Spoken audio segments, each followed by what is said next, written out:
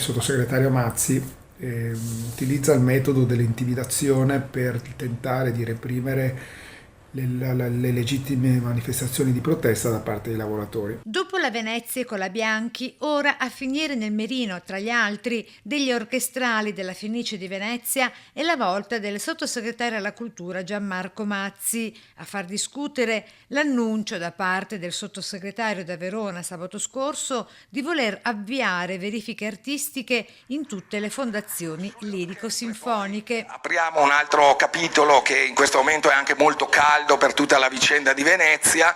Io auspico, parlando con i sovrintendenti, che si possa anche lì aprire una stagione di verifiche artistiche. Le verifiche già ci sono, forse intende istituire una commissione politica? L'offensiva dei sindacati dei musicisti. A supporto di ciò cita uno studio giapponese del 1994 che, secondo la sua versione, in sostanza pone i teatri e le orchestre italiani ai margini in un'ipotetica scala di valore appunto tra i teatri italiani e quelli del resto del mondo. Volendo discutere poi veramente di verifiche, che peraltro i lavoratori sono sottoposti dal momento del concorso per entrare in una fondazione e ogni volta che salgono in palcoscenico per esibirsi, sarebbe forse più opportuno estendere queste verifiche alla classe dirigente.